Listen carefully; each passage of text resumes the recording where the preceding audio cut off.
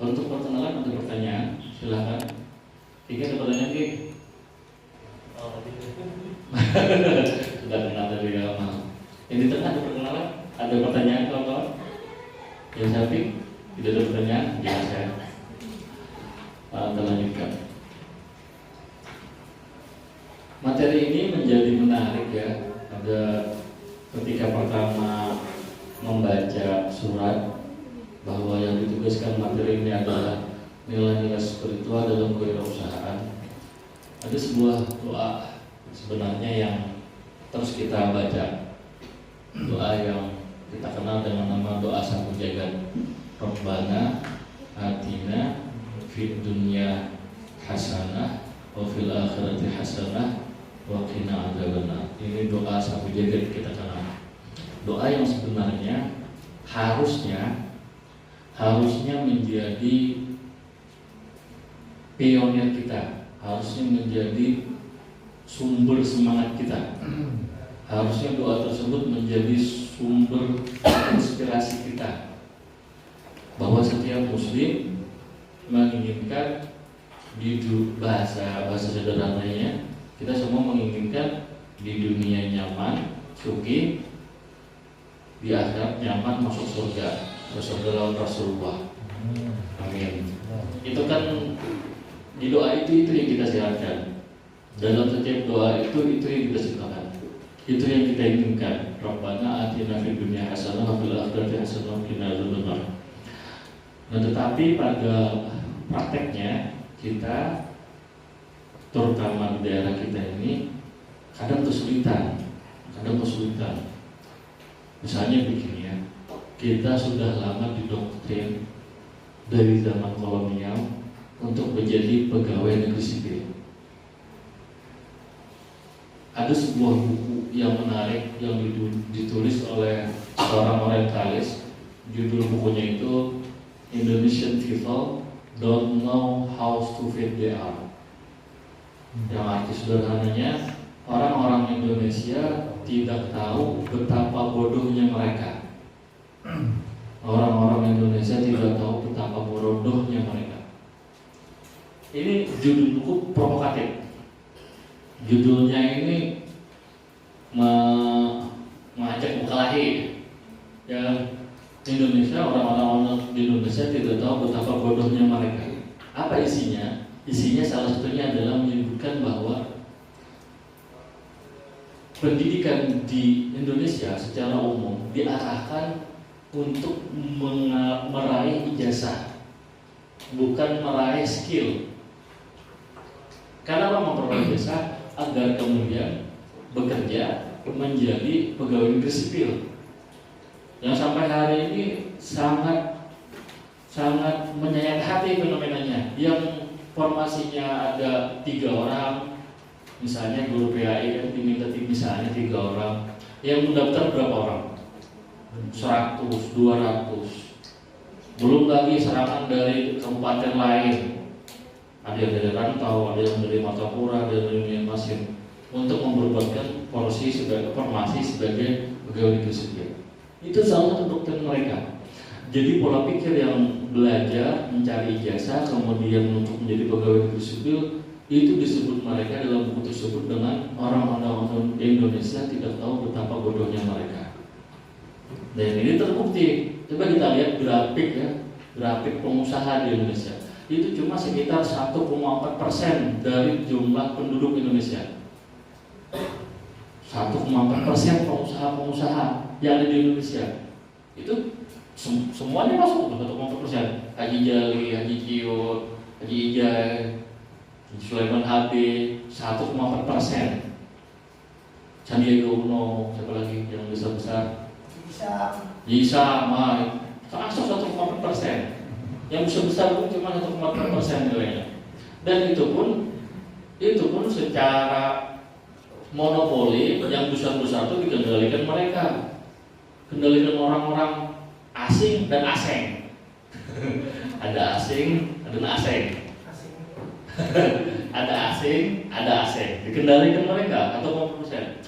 Kita lihat grafik ini, persentase yang dimiliki oleh Amerika. Hampir 85%. Di Amerika itu pengusaha pengusaha. Di Cina lebih besar lagi, hampir 90% orang-orang Cina sebagai pengusaha yang terkonsentrasi di daerah Cina bagian timur. Yang padahal sampai hari ini berarti orang-orang kita masih sangat sedikit yang menjadi pengusaha, masih sedikit. Nah, saya akan kembali ke normatif dulu ya. Kita berbicara tentang dalil. Sebenarnya dalil ini sudah sangat banyak dalil Al-Quran, hadis, kalam ulama tentang kewajiban bekerja menjadi wirausaha. Hingga sebenarnya actionnya nanti kita bahas lebih jauh ya. Kita kembali ke normatif dulu. Islam adalah agama universal yang ajarannya mengatur semua aspek kehidupan, agama, ekonomi, budaya, pendidikan, politik, dan seterusnya. Jadi agama itu Islam bukan cuma agama. Islam itu sifatnya universal. Disebutkan Karen Armstrong dalam bukunya Sejarah Tuhan, The History of God, disebutkan bahwa Islam is not just a religion, it is a complete civilization. Ini orang-orang Kristen, orang-orang Muslim mengatakan Islam bukan hanya sekedar agama. Islam adalah sebuah peradaban yang sempurna. Dia mengatur semua aspek kehidupan, agama, ekonomi, budaya, pendidikan, politik, militer, dan seterusnya. Itu semua diatur oleh Islam. Nah, pertanyaan besarnya kan, PR-nya bagi kita ini generasi Muslim, apa yang bisa kita lakukan? Ya kan? Coba kalau kita bicara lebih jauh ya, bos-bos besar itu pasti akan meninggal, ya kan? Saya tidak sebut nama ya, saya tidak sebut Haji Ijah, saya tidak sebut Haji Isam. Itu pasti akan meninggal, pasti harus berganti. Karena kalau tidak meninggal, Fir'aun lebih pengen tidak meninggal, ya kan? Kalau kita melihat dalam Al-Quran yang sampai mengatakan saking jayanya Fir'aun, saking menguasai dunianya Fir'aun mengatakan ana rabbukumul alamin, kata Fir'aun, aku Tuhan semesta alam. Tapi pun ternyata Fir'aun meninggal. Nah, generasi ini akan berganti. Pertanyaan besar bagi kita, generasi selanjutnya, kita ini akan kemana? Kita ini akan kemana? Kemana akan kita? Kita ini akan kemana? Dan sekarang itu penentuannya. Kita sedikit bahas dulu ya tentang bagaimana Rasulullah, karakter Rasulullah sebelum nubuah. Nabi sebelum dia akan menjadi Rasul. Nabi terlahir sebagai yatim, ya kan? Kemudian tidak lama ibu beliau meninggal, yatim piatu. Kemudian setelah itu diasuh oleh kakek beliau, Abdul Muthalib. Meninggal beliau. Akhirnya diasuh oleh siapa? Paman beliau. Yang sebenarnya ini contoh bahwa Nabi itu hidupnya sangat sulit. Sampai disebutkan dalam Maulid Berjanji, apa kata Maulid Berjanji? Walamma balagha sita asyara min umri safara ila safari litijau. Ada itu di dalam Berjanji. Ketika sampai 12 tahun, Nabi mulai berdagang ke negeri Syam. Awal-awalnya, yang sebelumnya Nabi umur 8 tahun, umur 7 tahun sudah mulai menggembala kambing. Ini kalau kita berbicara sejarah kan, menggembala kambing ini bukan hal yang sederhana. Sampai Allah mengatakan min ra'iyatil mana illa ra'iyatil anam, mulai memelihara kambing, kemudian bisa mengelola manusia, bisa membimbing manusia. Nah, kita berbicara sisi bisnis Nabi ya. Umur 12 beliau sudah mulai dimentori. Ada mentor beliau dalam bisnis. Itu ke negeri Syam loh. Ke negeri Syam itu artinya apa kalau sekarang? Eksportir. Mengekspor barang-barang, ya kan, sampai ke luar negeri.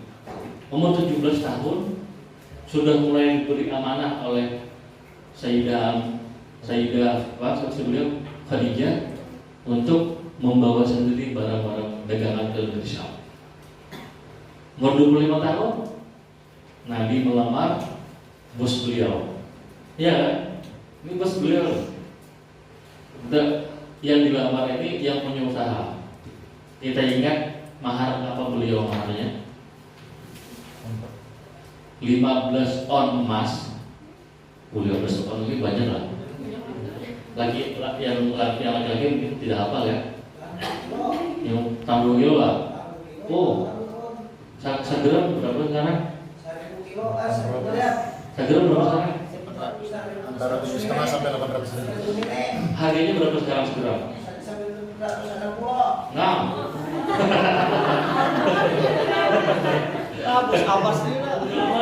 kadang-kadang orang lagi ya.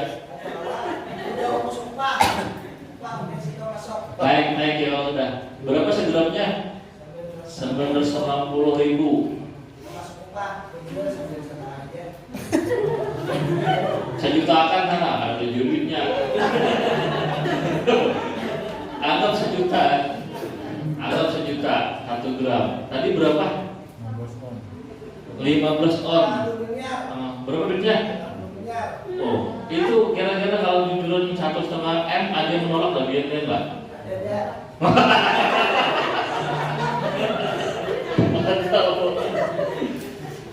Ini dia belum keluarga lah, ada yang keluarga sebagian apa? Ada yang sudah berkeluarga, ada yang belum. Berapa tadi 1,5 M itu jujuran. Kemudian apa yang menyertai emas? 200 ekor onta. Subhanallah. 200 ekor onta. Ini yang ada ulama mengatakan itu onta biasa. Onta biasa harganya 20 juta. Kalau ontanya onta merah, karena ada beberapa ulama mengatakan ontanya onta merah. Onta merah itu hampir 200 juta satu ekor. Kalau ya katakan onta biasa ya 20 juta kali 200 berapa? 400. Waduh. Mantap kawan. Kalau lamarnya lagi sih dia 20 kali 20 juta 20 juta kali 200 banyak lah ya, banyak. Nah, ini bukan jumlah main-main. Orang bujangan umur 25 tahun melamar seorang orang yang dia cintai dengan modal yang sangat banyak. Ini beliau sukses sebagai pengusaha. Itu terjadi sebelum nubuah, sebelum beliau datang. Makanya itu dibahas detail dalam buku sang Nabi Muhammad sang entrepreneurship, ditulis oleh Syafi'i Antonio. Ada bukunya, tebal, mahal bukunya. Cari PDF-nya aja di Google. Nabi Muhammad sebagai seorang pebisnis. Nah, intinya apa? Kita ini tidak kekurangan dalil. Contohnya ada Nabi Muhammad sebagai seorang entrepreneurship, sebagai orang pengusaha. Al-Qur'annya banyak. Saya sebutkan contohnya.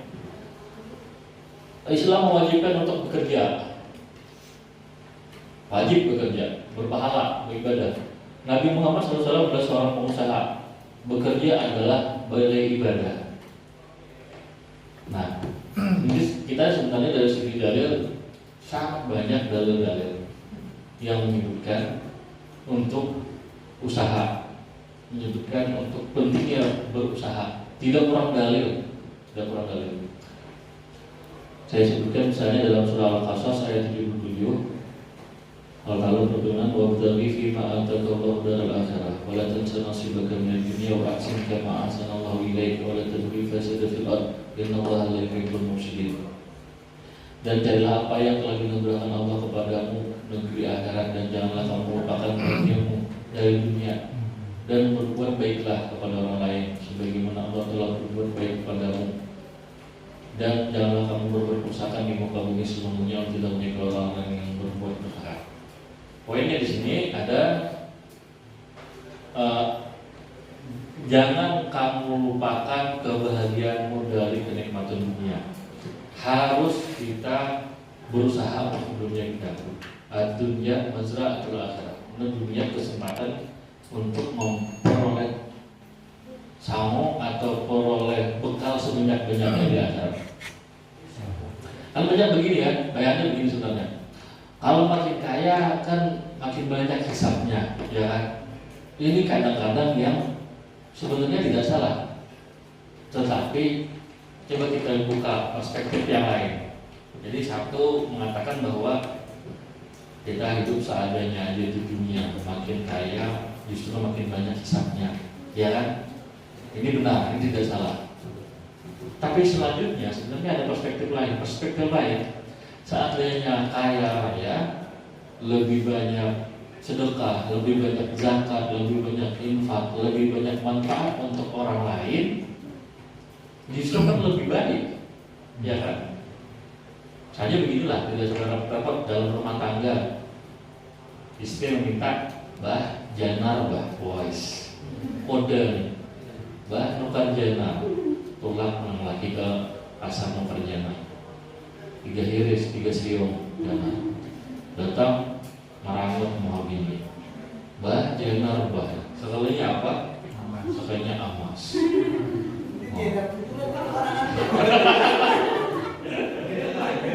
Ternyata apa? Ternyata yang ditukarkan jalan bujuran. Karena yang istri ini sensitif, perambutan, perajuan, lagi ada pengertian meramut. Walhasil 3 kali 24 jam laki kada dapat jatah. Ini kan galau, ini kan. Nah, kalau ini contoh yang suaminya tidak bisa membelikan. Tapi kalau suaminya bisa membelikan, mudah kan? Yang misalnya kebutuhan primer, susu anak, apalagi dapur, beras, pampers, kebutuhan utama yang ya ini harus terpenuhi. Lanjutkan. Allah juga memerintahkan manusia untuk bekerja dan mencari rezeki yang telah Allah sediakan di muka bumi. Surah Al-Jumu'ah ayat 10 dan 60 ayat 15. فَإِذَا قُضِيَتِ الصَّلَاةُ فَانْتَشِرُوا فِي الْأَرْضِ وَابْتَغُوا مِنْ فَضْلِ اللَّهِ وَاذْكُرُوا اللَّهَ كَثِيرًا لَعَلَّكُمْ تُفْلِحُونَ. Apabila telah ditunaikan sholat, maka bertebarlah kamu di muka bumi dan carilah karunia Allah dan ingatlah Allah banyak-banyak supaya kamu beruntung. Kita disuruh untuk berusaha semaksimal mungkin, sesayang-sayangnya. Wallazi ja'alakum al-ardha dhalulan famshu fi manakibiha wa kulu min rizqihi wa ilaihi nusyur. Dialah yang menjadikan bumi itu mudah bagi kamu, maka berjalanlah di segala penjurunya dan makanlah sebagian dari rezekinya dan hanya kepadanya lah kamu kembali setelah demikian. Ada 2 hadis saya sebutkan di sini. An Asim bin Ubaidillah an Salim an Abihi qala qala Rasulullah sallallahu alaihi wasallam inna Allah yuhibbul mu'min al-muhtarif wa fi riwayah Ibnu Abbas asyabul muhtarif.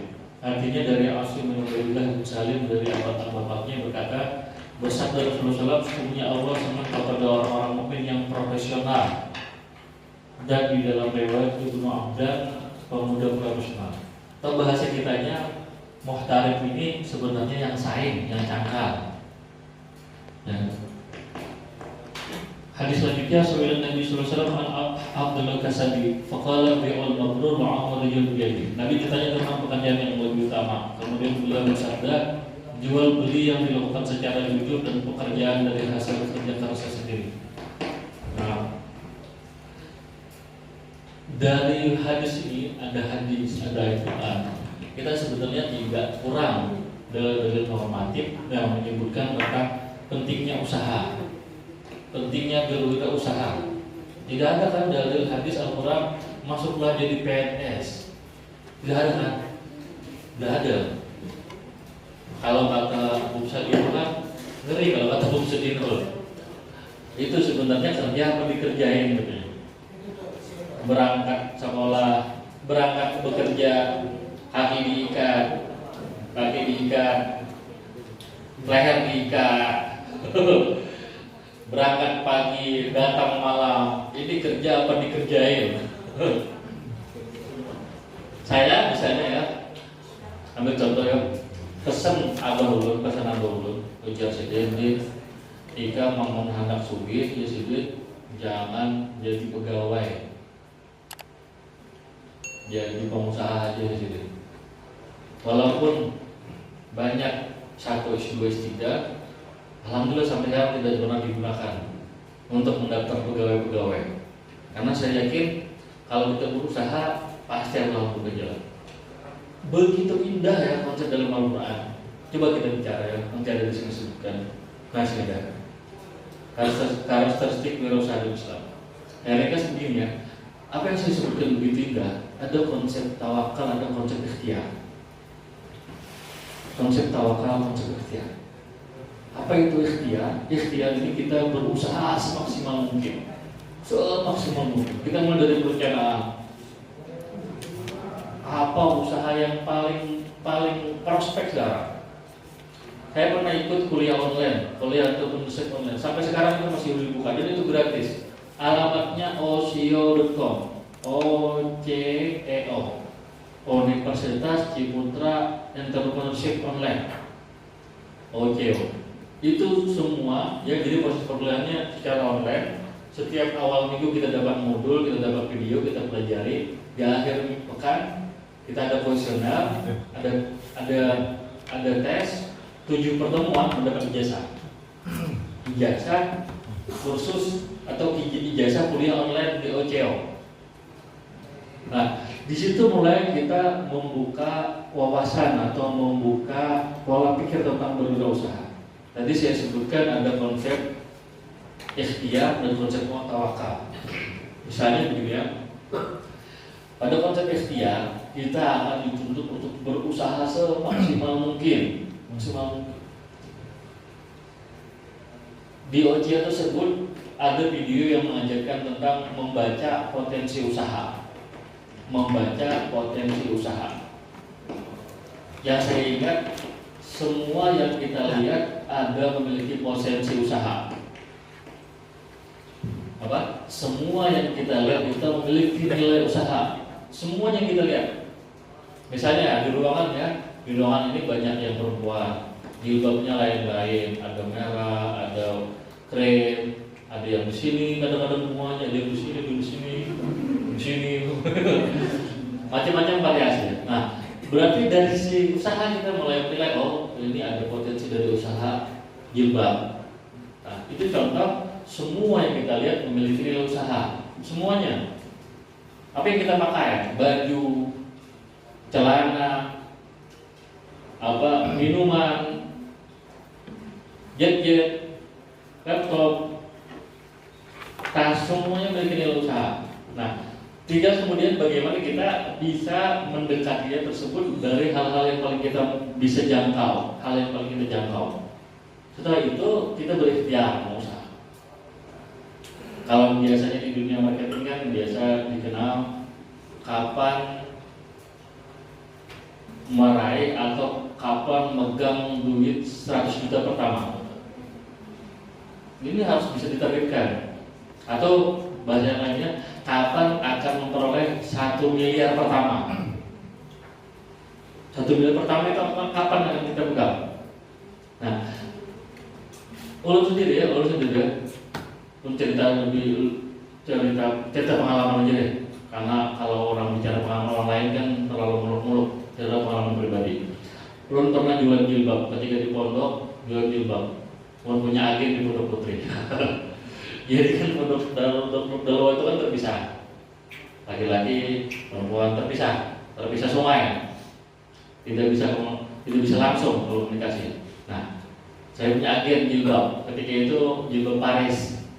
Beli di Surabaya 7.000, dijual 15.000 di Pondok Putri. Kemudian jual beli keripik.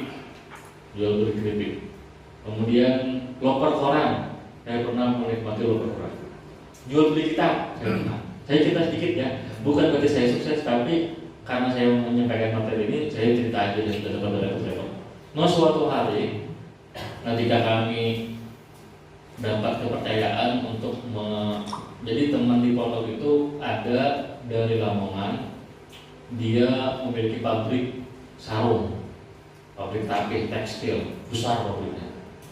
Ke situ akhirnya dengan jujur dan sangat polos, Pak Haji, kami ingin belajar berusaha.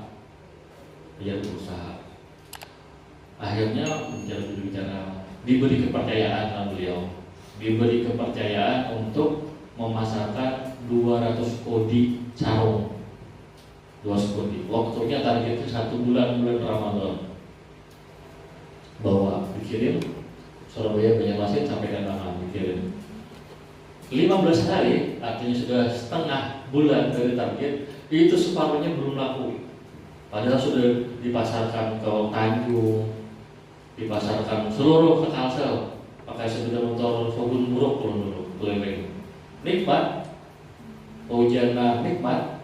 Karena apa? Dalam hati kita bertawakal, lagi dites oleh Allah Ta'ala. Nah, walhasil ringkasnya, hampir selesai Ramadan, barang tidak habis dikirim ke Habib Zain di Palangka, dikirim ke Kaltim, barang habis tapi keuntungan sedikit. Nah, setelah itu jualan kitab, cobaan mulai ada. Nah, ini saya cerita sedikit ya, ketika itu karena sudah mulai mencabang-cabang usaha, saya kelupaan, tadinya ditelepon oleh kawan orang dari Jepara, Habib Yusuf Alka. Ustaz, sudah kabar, selesai itu dia tanya, Ustaz, ini antum masih ada nota yang belum bayar. Iya Habib, berapa Habib? 8.700.000. Astagfirullah. Ini baru kawin 8.700.000 satu utang. Dan untuk itu harinya posisi hari Rabu. Jadi beliau menyediakan waktu, usahakan Ustaz hari Jumat sudah dibayar, paling lambat hari Jumat. Dari telepon sudah keluarkan semua yang ada, mengumpulkan di ATM, mengumpulkan karena benar-benar masih merintis ketika itu, masih dari nol. Mengumpulkan dana yang ada, mengumpulkan amplop kipayah, amplop khotbah, mengumpulkan sesuatu. Kotak hitam dibuka, kotak hitam itu isinya ya yang salam-salam tempel, amplop tempel. Terkumpul 500.000 terkumpul. Dan yang diperlukan berapa? 8.700.000. Subhanallah. Nah, ini kita kembali ke konsep tawakal. Tengah malam ini, ya Allah, jam 2, bangkar sajadah jam 2. Ya Allah, ada yang Allah, urut hanya minta kepada dia. Mungkinlah ke orang tua atau ke mertua selesai masalah, mungkin selesai masalah. Tapi mental kita nol masih, mental kita belum teruji. Karena yang menyelesaikan orang tua atau mertua, ya kan? Bukan kita yang menyelesaikan. Jam 2, ampas sajadah sudah. Salat taubat, mungkin rezeki kada lancar karena kebanyakan dosa. Salat taubat 2 rakaat. Allah. Istighfar, menangis ini istighfar. Kenapa? Padahal penting supaya rezeki. Karena belum siap mentalnya, belum siap. Istighfar. Siapa tahu dosa-dosa yang ada ini yang menyebabkan rezeki kada lancar. Baca istighfar. Sudah istighfar, sholat hajat, minta Allah. Belum hafal tuh doa tadi, pakai buku ya baca. Menangis siapa lagi? Kalau bukan engkau itu, sampai ini berapa Pak? Bulan dulu keringat juga. Sampai asal.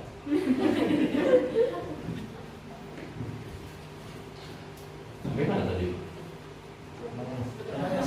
Nah, jadi walhasil itu terjadi proses dia kesajidan tadi sampai subuh, berlinang air mata sampai subuh. Paginya ini belum ceritakan masalahnya ke istri, kasihan ya kan, terkajut kasihan beliau. Pun putuskan supaya tidak menceritakan istri. Paginya jam 9 teng